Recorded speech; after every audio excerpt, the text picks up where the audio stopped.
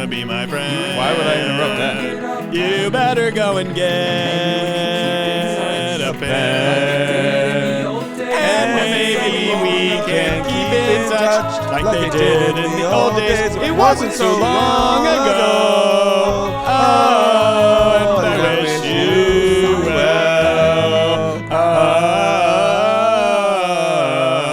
Oh, sign your pen pals. Not great, not bad. I would say simultaneously horrible and amazing. I agree. That's how I felt. I was like, no one likes this, but they don't hate it. Right. And right now, people are in their cars going, I fucking hate it. Why do you talk like right. that? You can be, Why is that your voice? things can be two things. Put the meatball sub down. Oh, I can't. Why just be an idiot when you can also cackle? Yeah, just cackle. Cackle. Why be just an idiot? Be a cackling idiot. Daniel Vaniel Caniel. How old do you think the person was who wrote Cackling Idiots? God, that goes way back. If you had That really if you started. had Little to- do they know, they started their negative reviews started a whole positive, wave. It's still going. Hasn't reached the shore which yet. speaks a lot to how we handle criticism. But also, I think people don't realize that. Like, you guys are cackling idiots. Like, you think your hurtful thing was actually very inspiring and also spot on. Yeah. No one disagreed with you. Right. Other listeners are like, well, yeah, they are. Right. That's the show. It's like $1 Million Baby. For anyone who doesn't know what we're talking about, that was an early Apple review. These two cackling idiots. These two, I didn't like it. These two cackling idiots. We used to read reviews. Have you ever left a Like bad on air. review? No, I'm didn't I not tell say- you one of my favorite things I ever heard a comic say. It was Sarah Silverman, and people were talking about negative reviews on like YouTube's and like horrible comments, and she goes, "I just know that no one I respect has ever left a negative review on a YouTube." Yes. So Yeah. so why I can't respect any negativity because everyone I know that I creatively respect has never written anything negative on Yeah. YouTube. Yeah. Yeah, it's sort of strange. It is strange. The only time I can understand it is if a place of business needs to be like, hey guys, just to let everyone know, like they're not nice at this Denny's. You know what I mean? Sure, but that's a review of an Those I get. experience. Yes, That's not yes. commenting Of an on art. someone's Of art. output. Yes. Yeah. Yeah. Yeah. It is funny as you're like in the throes of like what we do, where it's like my specials come out and getting any reviews from people, they're just so funny to me. Like I appreciate that you had feelings about this thing I made, but I don't think you understand that I don't have any concern for your feedback about it. Like I already love it. Your negative feedback won't be able to change my feelings or turn choices I made into regret or anything I said that maybe made you sad or offended. I don't feel that way. And there are so many things that can make me sad and offended, and that's just what they are. Well, I just don't it's not for me to go, hey, take that down. It's obviously okay to have an opinion of any sort of art and you can express how that made you feel. But anytime anyone writes on a comment or even after a show, like, you know what you should have done? If you're saying the word shoulda after anyone has already done the painting, sang the song or whatever, exactly. You don't understand how it works. Yes. You never made something. It's like in Stand By Me, after he tells the story about the pie eating contest, to show how dumb his friends are, they go, what happens next? He's like, well, that's it. And they're like, he should have gone home, killed his old man, and joined the Texas Rangers. Like, yeah, well, it's over. It's already. I told the story. Yeah. Like, that's showing what dumb is. Yeah. You should or just not like understanding like this is the thing that was created. Right, and if we're you go, cackling well, I don't idiots. think it's done. I go, that's fine. Good. Right. Then you at least you see the I will start say, of it. Unless you're part of the process, because if you search the word done in our text thing, and it's always going to be about your art. Yeah. But you're showing me things at different stages, so I'm constantly telling you that's done, and you're going, I don't think it is done. Yeah. But I'm in the kitchen.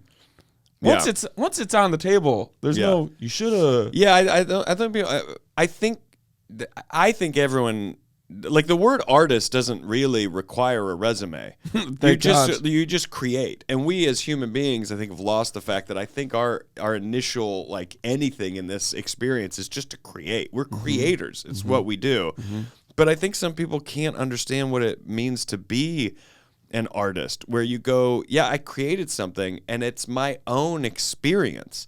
It's my own thing. I can't build it out of the validation that it maybe will or will not get. I can't you can't build do it for them. Yeah, and all art that is built for them, you can spot it instantly. It's your, oh, this is a band, but they have one song. That's who they are. Right. Oh, this is this radio station that plays these mainstream. Like when things are wildly mainstream, it's not always bad, but like when it's wildly mainstream and somebody you haven't heard of, but it's like the sound of right now, you go, that was probably manufactured. It probably feels this way because we as human beings can tell when something comes from an experience or an emotion. Like you can feel it in the art, in any medium. You can feel it. And I think some people can't understand that when you have your special or an hour or whatever you've made, and when it is done for you, and they go, but you could have done this. You don't know how to look at them and go, whether you're right or wrong, I didn't. Like, what I did was this. And don't worry. And also don't worry. Yes. As artists, I'm constantly, I got hit with a tag it was in the shower 2 weeks after I shot the special. Yeah. I hit myself with a tag. So I'm always going, you know what I should have. I know. I'm fighting myself from doing that. So don't worry. Yes. Because we're already, you know what I should have. Yeah. It's too late. Yeah. Now, just so people know, to Daniel's point, what we're talking about is language and communication. When it starts with, you know what you should have done, that's what's wrong. That's what's wrong. You want to know what right is someone going, do you take ideas or tags? And you go, maybe.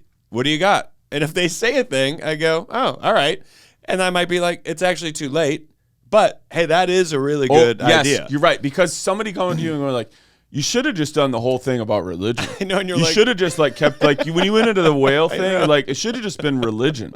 Okay, that's not a right way to say that. Now, if somebody goes, dude, the religion shit, that fucking hit me so hard. If you ever do a show that's all religion, you've already sold the ticket. That's a way to tell an artist that you love it, and if they ever go down that road more, I'm signed up. Yeah, that's a way. But to also to your other point, when someone looks at a painting and goes, and you just go, I don't like it because what I feel like they didn't do enough over here. Yeah, that isn't a right or wrong thing. We're all gonna have different feelings, of course, but.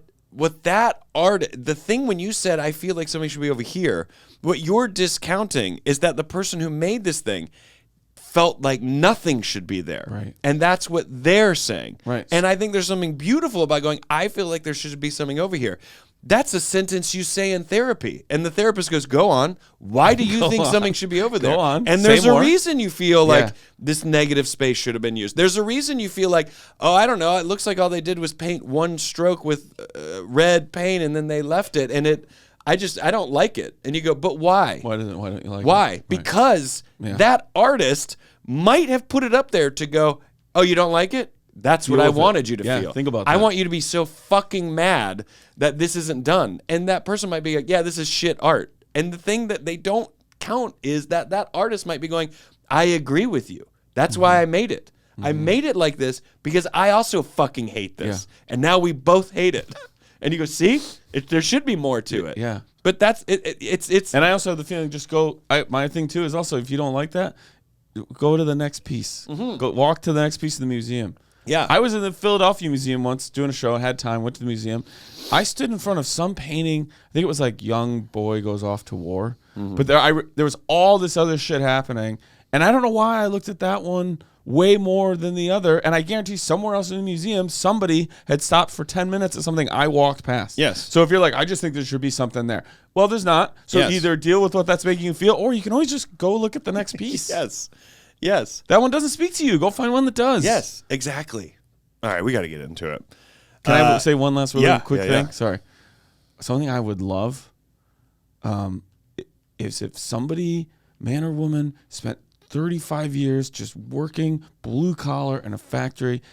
Hasn't everything they've done is just, hopefully, sadly, or maybe hopefully just to like get by or whatever. And then finally invents a quesadilla that's a waffle instead of a tortilla. How do you do it? Because I'm a mind reader, Daniel. No, I would just love for somebody to give them a brush and a canvas and paint and see what they do, having not picked up. Yes. And it's not going to be, nothing's going to be wrong. I would just love to see, like, I've seen it in Rochelle. Like, you drive by and it's at 9 o'clock at night. There's one guy sitting in an office, and I was with my buddy. And I go, look at that guy. We drove by. We're in a little town called Lindenwood. I go, look at this guy. Works all night. You could just see him. He was perfect. It was like a fucking normal Rockwell. Yeah. And my buddy goes, that's my dad. And I didn't realize it was Jim's dad. Yeah. But I think of somebody like that where I go, I'd love to see Jim's dad just stand in front of a canvas and see what he paints. Yeah. Just because you haven't done it since they were probably kids. Yes. And you would just never, anyway, I don't know why. I talk about this all the time. A little curiosity of mine. I agree. Folks, we're going to take a quick break and we'll be right back.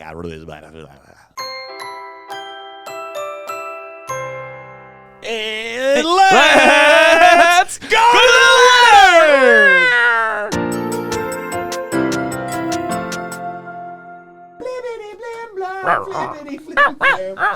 It's for you. Okay. So you're going to get bit. You're going to get bit. All right. Everybody calm the fuck down. You know why I like this? This trails perfectly into what we were just talking about. That's what I liked about this letter. It's a painting of words. It's art discussion. Hi, Rory and Daniel. Order that I discovered, you lovely fellas. Happy to be aware of both of you. No, Is that not enough for you, Daniel? You therapy me.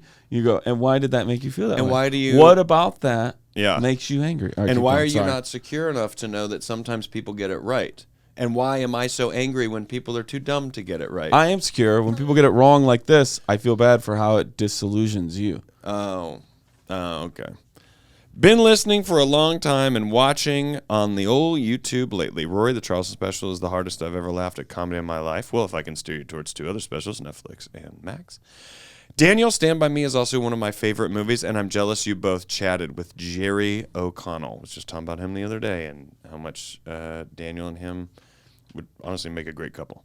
I agree. Anyhow, I write and record what I consider to be lo-fi folk music, never in a studio or with anybody around me, just by myself with 2 mics and a soundboard that I run via USB into GarageBand. I only record when my wife is out, and I muster up the courage to play for an audience that consists solely of my dog and 2 cats, and my apartment neighbors who can probably hear me through the paper-thin walls. None of my tracks are professionally mastered, and once I'm satisfied, parentheses, enough, with one, I'll send it to the 3 or 4 friends who are into the genre of music I write. They say they dig it, but who knows. At the age of 34, I can openly admit that I'm deathly afraid of live performances and can stop pretending that I'll ever devote enough time to my music for it to ever reach a large audience. So I guess my question is, do you, as artists yourselves, feel there's a purpose for creating art if it doesn't really reach anybody? Don't get me wrong, I'd love for folks to hear and enjoy my tunes. I just doubt it'll ever happen on a grand scale, and sometimes wonder why I bother. I don't mean that in a melodramatic way. It's just a thought that crosses my mind during those particularly annoying recording sessions. Your pen pal, Ryan. P.S.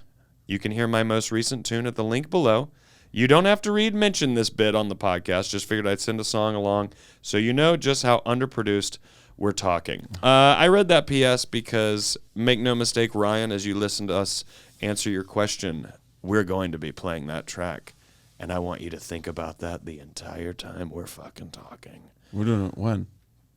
I don't know, probably in a year, maybe 2 years. When is what? Subject to change. When is what? Yeah. Maybe I'll never play it.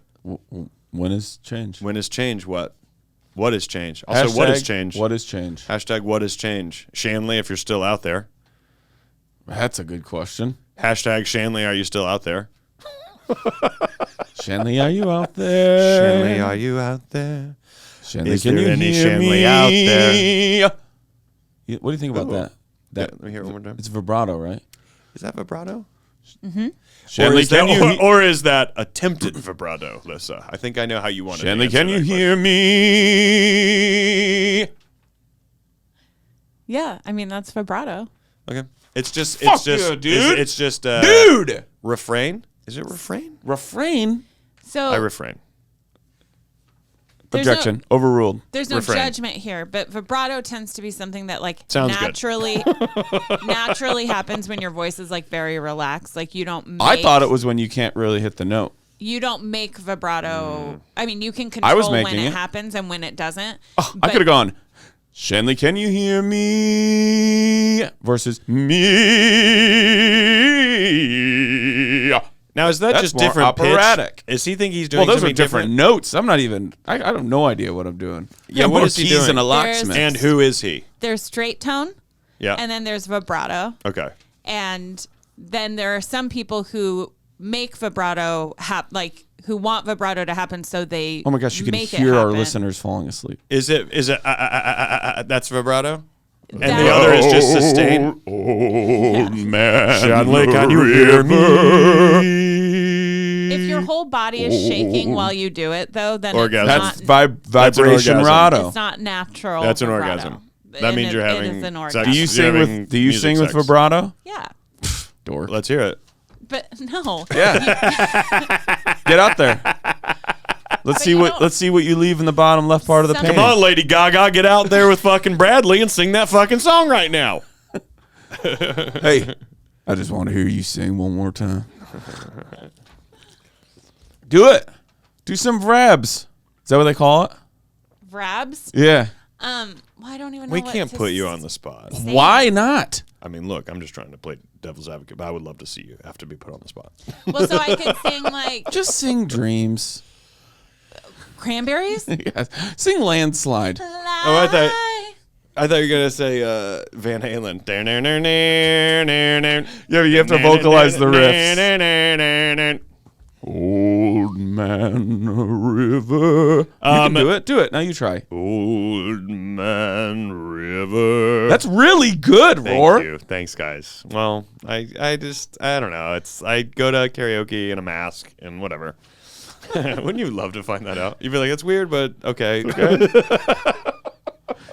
Okay, I mean, I didn't know until but then I tell you what you should have done. Yeah. You know what you should have You know done? what you should have sang? Like, oh. Daniel, my question for you this is, do you feel there's a purpose for creating art if it doesn't really reach anybody? That's tough. Oh, okay. Interesting. I like that. Well, you and I... You rope me into this. I am roping you in. I want people to see it. Of course. But I mean, do you think there's a purpose for creating it if no one is going to? If it doesn't really reach an audience? Like if I lived up by the cabin and I just made wood sculptures with chainsaws and I was like, it's just for me and nobody ever sees it. Yeah. Fuck no. Yeah. They're going to be out in front of the house at least. Well, I think people do that. You know when people say, I don't know how you do that. I don't know how you get up there and talk in front of all those people. Yes. And I'm not so stupid that I don't understand what they mean, Yes. but it seems so easy to me.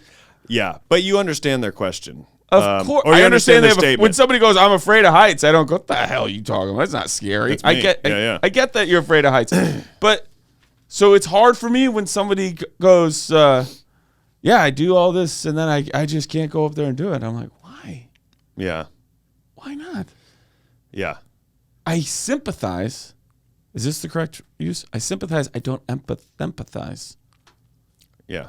I can't identify that same thing in myself to relate to you. Yeah. But I can identify what you're saying in yourself to have sympathy. Someday I'm going to really know the difference between empathy and sympathy. I don't know that we ever I'm will. sort of on it. I don't think we ever will. Why? Would you do art? I think so. You would I do these think- beautiful paintings and never show anybody. That is not true. Yeah, I would. Because It feels so good when people go, "That's great." Sure, but I think what I've discovered with these paintings is that, and this is why I think I've found this attraction to it and this obsession with it, is because it's one of the first things I've created that doesn't require that. I haven't required that for me. I've said this before. You don't People- require any. Like, you could come into my house now, with all the Thank paintings. I'm a vampire. In this hypothetical, you're allowed in. But if you said, Rory, I just have to tell you, I'm not trying to be a jerk. I actually think all of these are bad. Let's say you were. Let's just say that you were like, I want to tell you as a friend, you spend a lot of time doing it. None of these are good. I have to say, this is the first thing I've made, like in stand-up or acting or any other creation that would really affect me. It would affect you. But I have to say, in painting, it's the first things that I've made it, and as soon as But didn't you feel great doing a show? Back, you did a show. But we're not talking about that. But I'm saying you showed everybody your art. Sure, but I mean, I also want to like sell some of the art. Like there's an element to it. I like making the paintings. I do like showing people the paintings. What I'm trying to say is, if someone said right now no one is going to see any more of the paintings, I can't stop painting. I won't stop because my primary function of doing it has nothing to do with the monetary value or the validation. My primary function of painting is the meditative space that I get to and the therapeutic resolve. Like I come out of it and I love creating. I love seeing what will work. I love finding out what will fail. What I've walked away from painting more so than an actual result, a tangible result that you can touch. I have walked away with it with something that continues to educate me and grow, and that is this thing I can't touch, which is simply applying the philosophy of what it takes to create a painting to accepting how life genuinely is as a whole. It's what I truly loved about golf is that you are going to hit, for instance, when people say, how does golf relate to life? Because people say that all the time.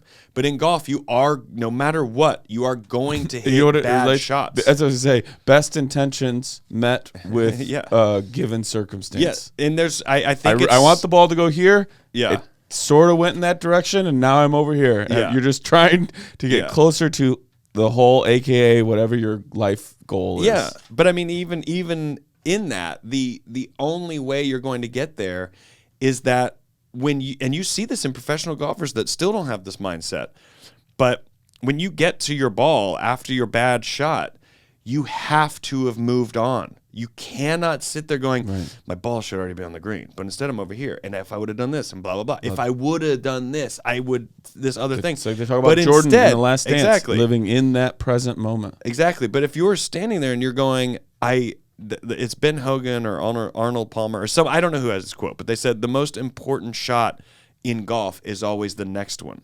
And it's true. You can't keep sulking and thinking about the good one or the bad one. And you also can't sit and celebrate the good one like, oh my God, look, I put it that close to the hole. You haven't made the putt yet.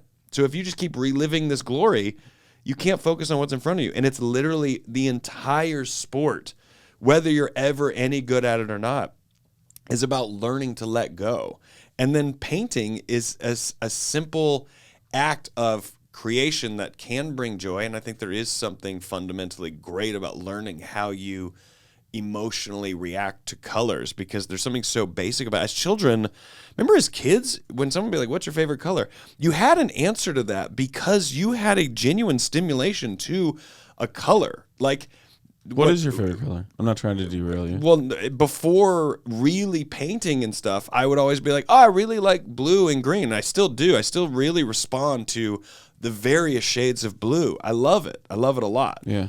And I love various shades of green. I'm less stimulated by green, but like blue really does something to me. But now that I paint and I interact with colors, nothing gives me more stimulation than fluorescent orange. Wow. And I would have never thought that my entire life. I don't even like fluorescent colors. And I now sit here as someone who's painted, and I'm telling you my favorite color is fluorescent orange. Can I ask you what I feel like some of what you're saying is painting, the process of it is where you love that so much. Yeah. And then you can step back from it and it reflects back to you the process, and that feels great. Even if somebody else goes, I don't really like this, or you need to stop doing this, or if you never showed it to 1,000 people, you would still feel a wholeness of gratification from the doing it. Yes. But I think, can I say that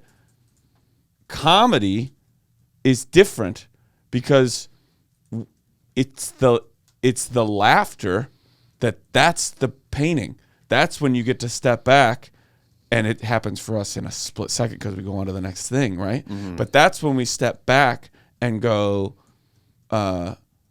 that's the painting. That was the painting. Yes. So we need all those people. I wouldn't write jokes if I couldn't do them for people. I have a joke in the special about how Rosemary loves everybody, and I cap it off by going, she even loves one grandkid who goes around the country every night seeking validation from strangers through laughter. And that kid is fucked up. Is that one of your cousins? Who is that? Who does that? My cousin, Bobby. I was like, I bet it's Bobby. Right. And that's where I get a lot of my material, right? Well, why wouldn't I know, and he's a banker. You're like, what he's are his banker jokes? in I'll Dallas. just take his jokes. I'm like, you don't need this. but I'm joking, but I'm also in that moment and also in my life trying to become more to terms with the fact that I do really need people to hear this. Yes. I need to be on stage. I couldn't record that hour into a microphone and go, well, I put it down and I don't care if anybody ever hears it. But I care immensely. Well, but to be clear, we're talking about a specific craft that requires that. You're right. I always tell that to people too when I was like, hey, thanks so much for coming out. So they're like, whoa, you did the show. I go, I don't think you understand. I could practice music by myself. Back to our letter writer, our pen pal here. I need you guys in the audience for me to find out if I'm even doing comedy. Yes. I don't even know if I'm doing comedy if you don't come to a show. But there is there is an art to it as well, like in terms of growth of like learning vulnerability and learning what to talk about and learning what is interesting and we're learning like how can I express something in my own experiences and make it relevant to a lot of people despite the fact that my experience might be specific. What are the broad strokes of that thing that maybe gets people in? And I think that's something that we learn over time. But you know, with painting, it's a series of choices. There's a lot of people that don't paint because they go, oh, I don't paint. I'm not. It's not because they don't want to do it. They go, well, I don't do that. I'm not an artist. I'm not a painter. And I think they think because that is a job title. Like you and I don't practice law because we're not lawyers. And that's just how it is. We're also not allowed to. Right. But I think some people think that, well, I'm not a painter. But that doesn't make any sense because every single person is just as much a painter as Leonardo da Vinci, as Pablo Picasso. You know, I mean, there's good. Exactly. There is no like, oh, I'm not a painter. It's like, but we do with this with comics. It isn't People about go, I'm being, a comic. But it's not about being a painter. It's about painting. Like when you go and play tennis, do you then identify yourself as a tennis player, or do I was for that hour. Do you identify yourself as Daniel, a guy who just played tennis? Sure. And you go, that's what I just did. And so that's what I mean to say.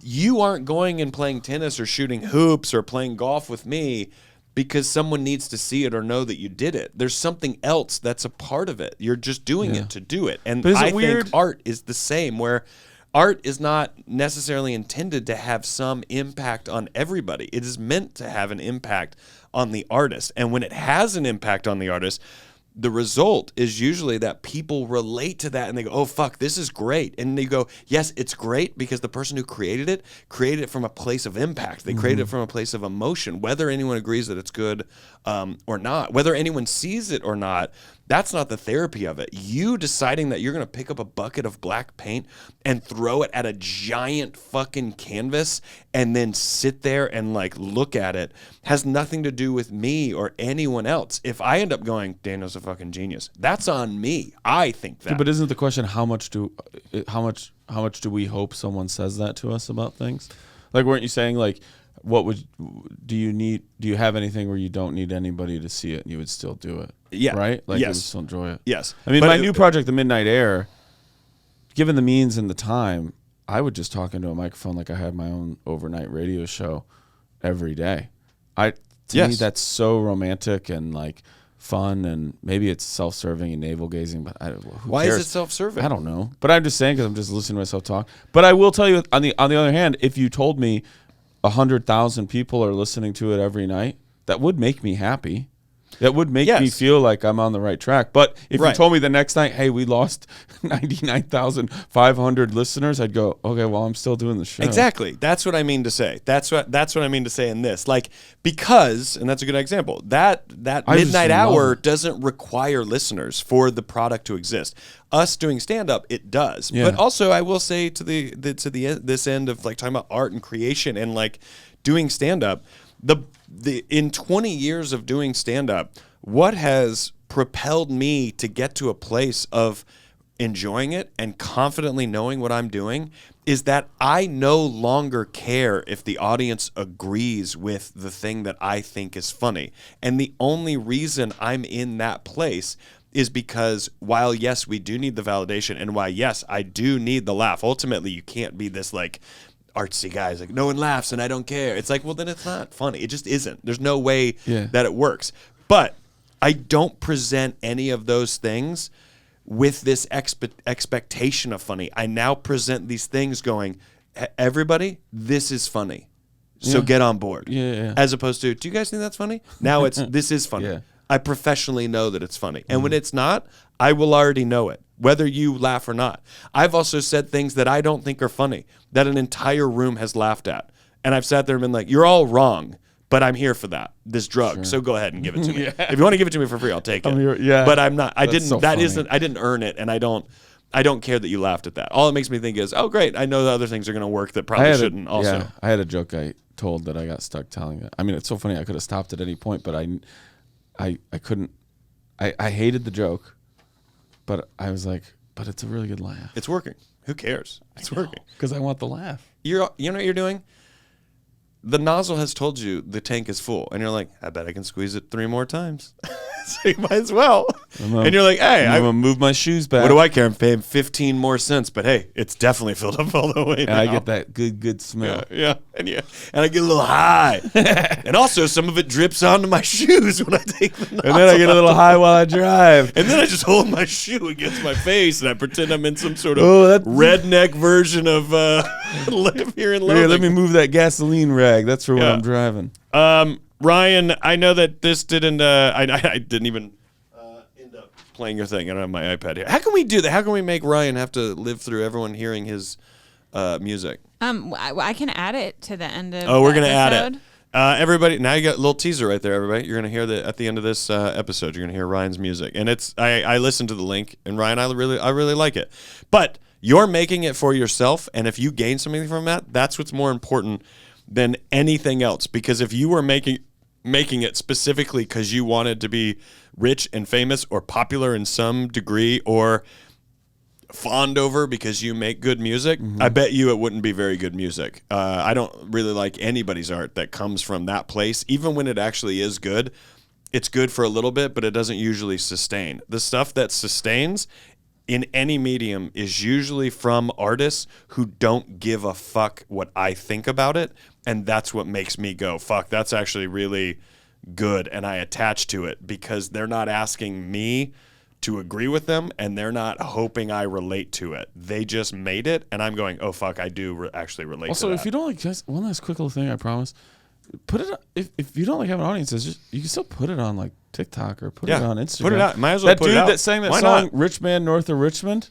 Yeah, exactly. Yeah. Now, he's playing for huge audiences now, which I understand, Ryan, you have a issue with doing, but that was his path where you're like, I don't think anybody will ever hear it. Well, I don't know. I mean, the guy from Stranger Things, his Chicago song, Joe. Yeah. Joe. Like, he recorded that fucking 3 years ago. Yeah. And now it's, like, enormous because he just put it out. Yeah. And I guarantee you, if it had been shoved down people like, you know him from Stranger Things, people would have been like, I don't like that. But it just found an audience and, like, yeah. I could go on about all of this for hours. I love this topic so very much. Art is wildly stimulating to me, so I love it. So, Ryan, thanks for this letter, and good luck with the music. We wish you well. Sincerely, your pen pals, Rory Scovel. And I'm Daniel Van Kirk. And I'm Rory Scovel. And we're back, ladies and gentlemen. You're in Plugs and Hogs with Daniel and Raniel. What are you hugging and plugging? dude. Our main plug that we're gonna throw at you. Yes, Daniel. Daniel just put out a special. Hey, I have a special. We're honestly it's because we're a couple of special boys. We're special boys. I was gonna say special boys. We're special boys. But our specials are out. Check them out. Daniel's has now been out for 2 weeks. You should have fucking. If you're watching this and you haven't watched Daniel's special, what's your problem? What's your fucking problem? What's your deal? You can find an hour. You couldn't find an hour. The album drops in 2 days. So now the album drops in 2 days. So if you're like, I'm more of an audio person, hey, got it. We have that on this show. People, Friday watch crew, Wednesday, I gotta listen. Everyone's coming from a different place, but now you can listen to the hour in 2 days. How can they get that? Wherever you listen to music, streaming spots, all that stuff. All your streamers. Yep. Thanks. Shout out Blonde Medicine. Wine Club. Wine Club Avail. Apple. Go to Apple and rent or download. Yeah, all of it. Purchase. Yeah. And share it around. Put it on in your summer drives. Share it around. Also, if you want everything up to date, I'm about to also re-up our announcement we made, but if you want everything up to date with what Daniel and I are up to with this very show, don't forget to follow us on Instagram and TikTok. It's at the Pen Pals Pod, at Daniel Van Kirk, at Rory Scovel. That's right. Just follow at the Pen Pals Pod through Insta. At minimum, do that. And TikTok. Because there's a lot of information that's going to get translated through that location. But as we have stated before to you guys, we are going full-only Patreon show, and that happens in 2 weeks from now. From right now, we will be doing our episodes on Patreon. And so our 6-year run of this public space of having our podcast is changing. There's big things changing for us in our lives. I'm moving to another place, and it's just kind of jail.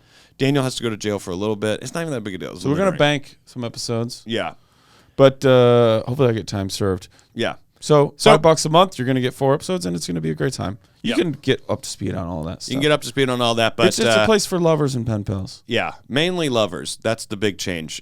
We specifically want lovers to join us. Hardcore sex letters would be great. Hardcore sex letters is. we rebrand, real rebrand on the spot. But go to the Patreon. It's $5. We just do 3 episodes of performing shibari on each other. Yeah, we're like, I can't get this knot right. Yeah. And I'm going to pretend I know what shibari is.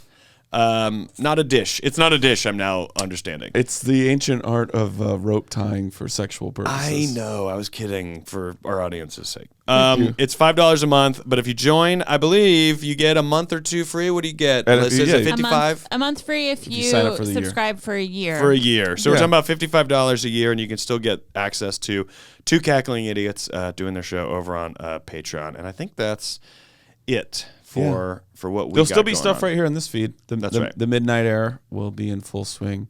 I think like the week after this drops. You'll probably have heard some teasers for it. But you will still be able to access all things we're going to keep that alive. From the very first episode all the way to next week's episode, May 8th. You will be if you're like, I'm trying to go through all of it, you will still be able to do that on the feed. So and if you sign up for the Patreon in 2 months, you'll not only have everything we do between now and then, you'll have everything we've ever done there. Everything. So all of that is out there. That is our announcement. We also we still want your letters. So yes, big time. Yes. Hardcore sex letters. Hardcore sex letters via email, or you can mail them. There used to be a time when this show got nudes. There was a time. Casual Friday nudes. Casual Friday nudes. I never got them. I think people respected my marriage. We got that calendar of that naked guy. Oh, that was good. That was a great calendar. Frank. That was a hot guy. Hot guy. Hot. Really, every month I had a new goal. How close to Frank can I get physically? Not I'll looking never forget like him. The bowling, not looking like him. I'll never forget that bowling proximity ball right in front of his little D'Angelo line. Yeah. You were trying to say the email address? Well, yeah, the penpalspod@gmail.com. And what's our snail mail, Daniel? Yeah, can you do it? 54 17 19. God damn it! You think we'd know by now? I still don't remember the zip code. 5419 Suite C, number 121, Hollywood Boulevard, Suite C, number 121. Yeah, I mean, come on. You put the eggs in when you put the water in. It don't matter. Suite C. You know what I mean? You're kneading the eggs, and then you make the bread comes out of the oven. Oh, okay. Suite C number 121, Hollywood Boulevard, Suite C number 121, Los Angeles, California. 90026. 27. Oh my God. No, it's good. 2 sex. We're doing fine. 2 sex. That's why I said it. I know. Anyways, let's go to our last letter. This was sent in. This was sent in. Sent in. I think it was handed to me, actually. I accidentally unpinned the tape measure challenge from the top of my Instagram feed. I know. So then I had to go back and find it. Repin. Yeah. But I ended up finding other ones. Do you remember an episode where we just kept going like this to each other? Yeah. Yes. I was in a place where I couldn't listen, so I don't know what happened, but at one point I fell over laughing. I don't even remember what that was about. Who knows? But I do remember that. I remember those faces. Look at me now, Don. Dear... Shut the fuck up. Dear Rory and Daniel, this is quite a banner day for you. Shut up. Knock it off. You've got a... I think you're also smoking a cigarette. Like, who's the calm down, Don? He's like, you are. It incapacitates you. This idea incapacitates. Why don't we shoot it? I almost wonder if we shoot it, if it will ruin it. Like, I'll never laugh I at think it it again. will. Go, I've already seen it I now. think it will take it away from you. It'll be like being forced to smoke a carton. Yeah. Oh, man. God, I love that. Dear Rory and Daniel, I wish I knew the episode. I could tell people to figure out where they are, but you'll figure it out if you listen enough. Yeah. It's a Patreon episode. It's a Is clown. it really? The first time? Yeah. Wow. Wowsies. That's a vote for that right there. Yeah. Dearest Rory and Daniel. This is a good episode. And Lissa and Guess. I guess it's plus Daniel plus Lissa and Guess. And Lissa and Guess are parenthetical. But it's mainly Rory. The man said Rory. I know. Yeah. Sorry, Daniel. I put Rory first because I will hopefully be delivering this letter to him tonight at the Elysian. Okay, that's fair. Mm-hmm. I don't want people to be rude to your face. My great-grandfather was engaged to marry a woman he loved very much, but tragically, they were separated in the 1906 San Francisco earthquake. He was never able to find his fiancée. He never even knew if she had survived or been killed. He eventually went on to marry my great-grandmother, and well, here I am almost 118 years later writing you this letter. Mm-hmm. Magic. That could have been the end. That's magic. I'll talk right about there. that for an hour. Yeah. Just the fact that they spelled fiancé correctly. Yeah. That's a tough word. Do you It's know? actually really tough. I recently learned. I'm not going to pretend to be cool. Fiance. Yeah. 2 E's if you're referring And I never am. to a person who identifies as female. I've never 1 E. am. And then the little... I've is it always like had a male plot? fiance my entire life. Accente goo. Accente goo? I never knew any of this. She made that up. That's from Ghostbusters. Because of goo? Yeah. Well, kind of the whole thing really worked together. That was the bad guy in Batman Begins, Accente Al Ghul. What's the name of the... That was great too, Rory. That was really good wordplay. Yeah, you know, I mean, I exercised this morning. I ate right, and so like mentally, I'm like firing off. What's right the name of the woman who's like wearing diamonds at the end of Ghostbusters? Are you the gatekeeper? The bad guy? Yeah. She's not Zool, right? No. Okay. Wait, is she Zool? I can't remember. No, I know who it is. Keep Ray. going. When you really think about it, it's a miracle that any of us find the people we grow to love and connect with throughout our lives. It could be as small as a chance meeting in a coffee shop or in the aftermath of a devastating earthquake that killed thousands and destroyed 80% of a major city. Life is wild. My question is, are there any crazy world events that have had a direct effect on your eventual being here today? Alternatively, what butterfly effect moment brought somebody important into your life? Sincerely, your pen pal, Samantha. P.S. I first learned about pen pals when Rory was a guest on Brett Goldstein's podcast. I decided to give pen pals a listen and have been hooked ever since. Us too. Mm-hmm. I cycle through a lot of podcasts while I'm working. I have a ton of shows that I pick and choose episodes from depending on my mood. But Pen Pals is the only podcast I listen to every week and never skip or miss an episode. Yes. Me and my dogs look forward to your weekly dose of thoughtful, hilarious, heartfelt insights. Thank you for all you do. And then there's 2 professional. I mean, these are perfect drawings of dogs. And the dogs' names are Goose and Olive Garden. Yeah. Yeah. My first question, and this has sort of become a meme topic, is if your dog's name is Olive Garden, the only thing I want to know is all 27 nicknames you say for that dog that are never Olive Garden. You know it's OG, well, here's what I want to know. Pie, G-Dog. Here's what I want to know. Do they actually like eating at Olive Garden? A dog? No, the person. Like, they named their dog Olive Garden. Is it because that's funny and bizarre? Or are they like, we obsessively go to Olive Garden? Do you know what I mean? It could go either way. I think Olive Garden is definitely somehow tied to the name of that dog. But because they like it. Or they were at an Olive Garden when they heard about it, or they found out that they got the adoption. Does it say what kind of dog Olive Garden is? Looks like a little pit, maybe. Oh, it does. Told you those are great picks. Olive Garden. Those are good. Very cartoonish. I know. Goose is a happy dog. And what's Goose's nickname? Olive Garden. How many nicknames do you have Olive for Charlie? Garden's had too many breadsticks. Can you drop some Charlie? Can you drop some Charlie nicknames for me? Char? What do you go? Char, little baby boy. See? Mr. Man. Yes. Sometimes I'll call him Mr. Boy. Yes. Yeah. Oh, I love it. Hello, Mr. Man. I don't know why that one is so fun. Mr. Man. You know? Do you ever go Charles? Yes. I'll call him Charles when I feel like he's being proper. I love it. Yeah. It really does bring me pure fucking joy. Yeah. Okay. That's their job. No, the nicknames you have for your dog. I know. love That's this an extension shit. of their job. The dog's like, and then you'll tell people my nickname, and that'll bring them joy. Okay.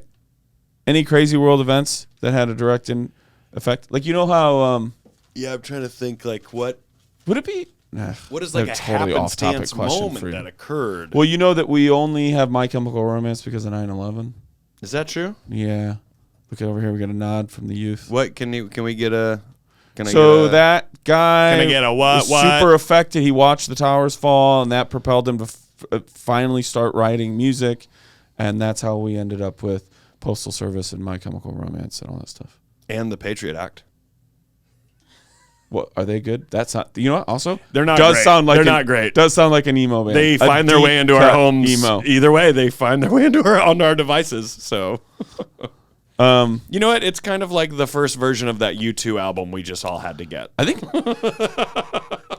9/11 sort of affected me because I don't know that I would have stopped being a federal agent had they not moved their offices. Because they, after 9/11, moved their offices out to Oak Brook because people kind of freaked out about. So in the 3 main federal buildings in Chicago are on 3 corners of an intersection. Yeah. And I think a plane that they grounded that took off for Detroit, somebody could tell me if this was ever debunked, but this is what we were told. One of the planes they grounded was supposed to come to Chicago. To hit one of those buildings. Yeah, I think that there's a lot of people, like we know of obviously the tragedy of the planes that were hijacked, and they're like, 6 guys or whatever. I think there was way more guys, and we don't really ever hear about that. Oh, interesting. That were stopped at like other planes. I could be wrong. Interesting. So anyway, the idea was they were going to fly, and because of the size of a 747, they would have been able to hit all 3 buildings at once. Mm-hmm. And so there was some freaking out. They moved their offices out to Oak Brook, and I could no longer be a federal agent and be a theater major. Yeah. So that sort of affected my life. I wonder what would have happened. Because I was getting not negative pressure. I really liked the people I worked with. I love that you were a federal agent and a theater major. You were like Good Guy Barry. What's that? The show Barry. Oh, yeah. But you were like the good version of it. That's so funny. They were like, Daniel, you're going to join. Like, you're going to come on, like, you're done with school. Like, this is how you get in. This is how you go straight into, like, field agent, FBI. Yeah. And I was like, nah, I don't think so. But I wonder, I was pretty impressionable at that age, and I still thought that you just had to, like, you can't go live out this fantasy of being an artist. Yeah. So, yeah, I wonder what would have happened if they didn't move. It's interesting picking 9/11 specifically. I don't know that it shifted me towards a career choice specifically. Because I was just in college. I was like a sophomore. I was a junior in college, and I think I was just like, oh, fuck. Like, it didn't shift my path in some way. I don't know that I knew one yet to be shifted. I always wonder about, like... I certainly wasn't working for the fucking FBI. Jesus Christ.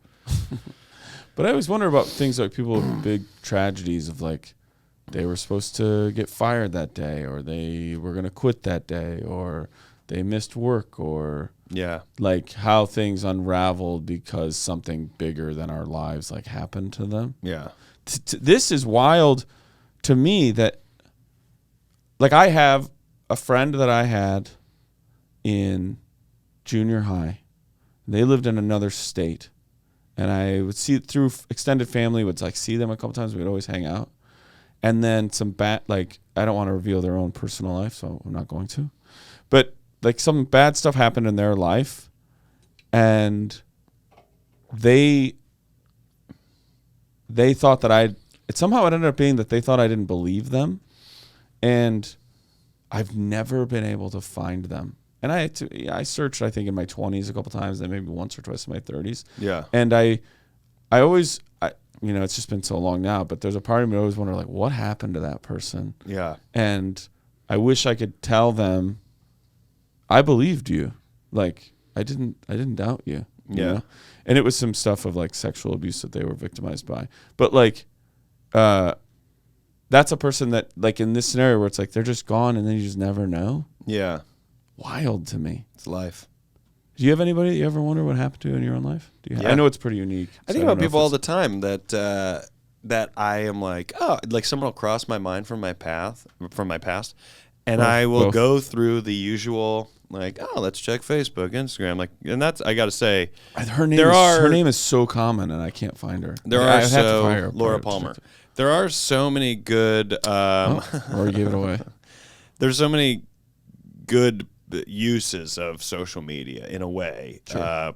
They're outweighed by the bad, but there are good uses, and like, sometimes I'll peruse those options to try to find someone from my past just to kind of see what they're up to, which I think we all feel a little weird about, but I think the overwhelmingly large majority of people want to know just what someone's up to because we like stories, and I don't think we mind when they have a happy ending.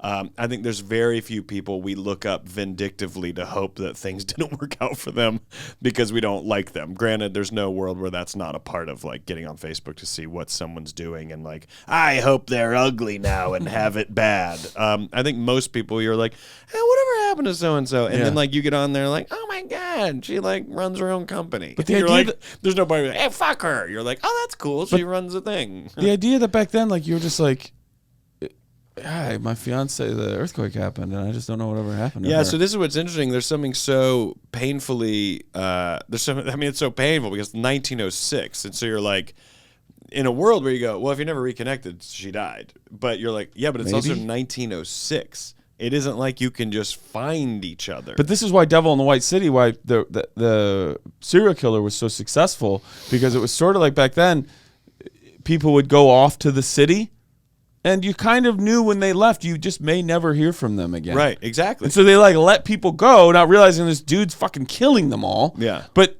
not all of them, but a lot of them. And because people just accepted in that time of like, well, how would I find them? Why would you assume they're dead?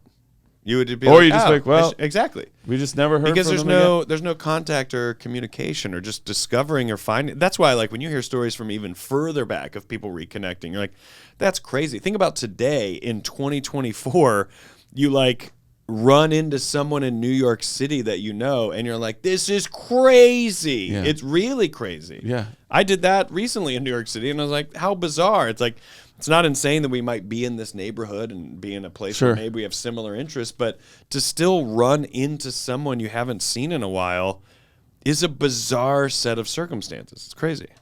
What butterfly effect moment brought somebody important into your life? Well, we work with Lissa because of the pandemic. So, and that is her name. Who? Lissa. Yeah. Okay. Oh, yes. I'm just God. not getting all this. I keep getting it wrong.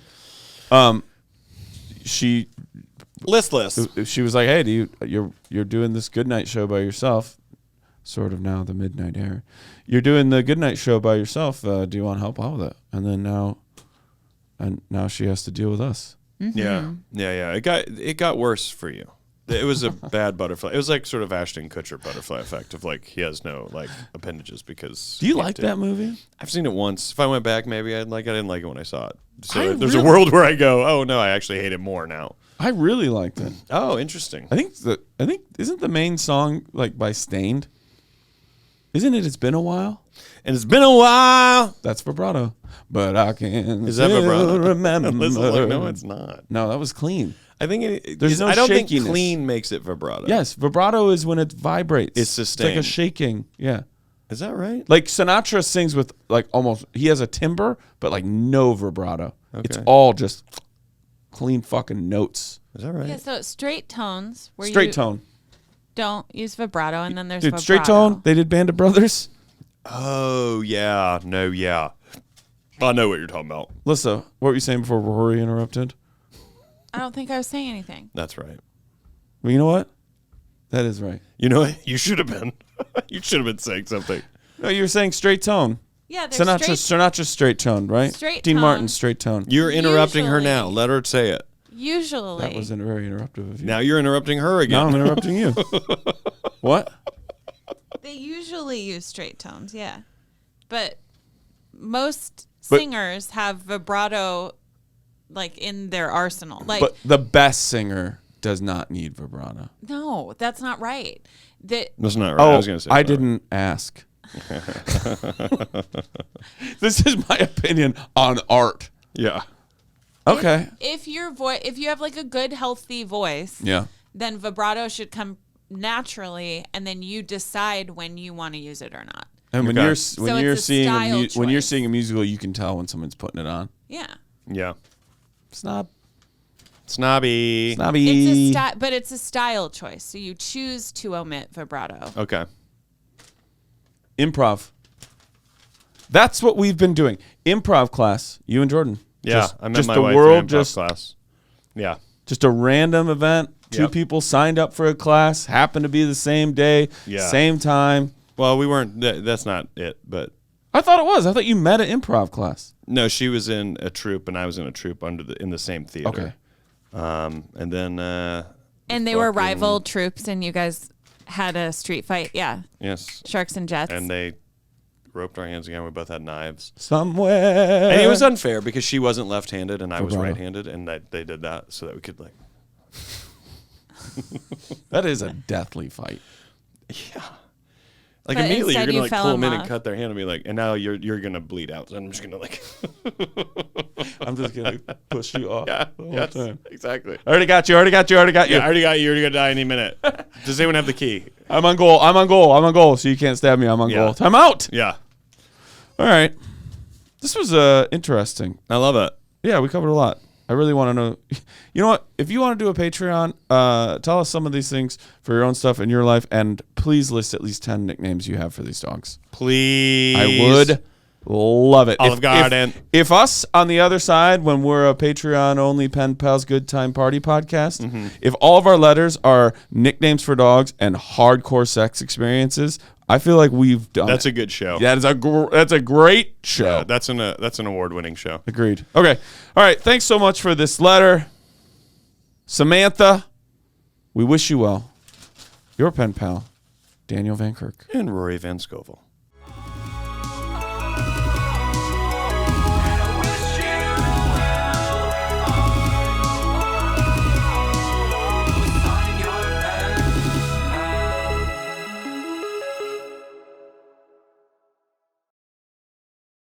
Oh, I'm scared of everything, and I hate to go outside. Oh, I'm scared of everything.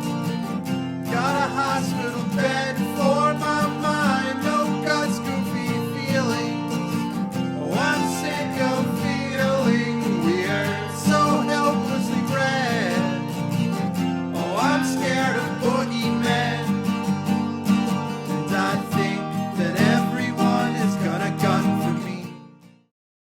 Well, I mean, you could just tell Star Wars was like, you could tell George Lucas read Dune and was like, I've got a movie idea.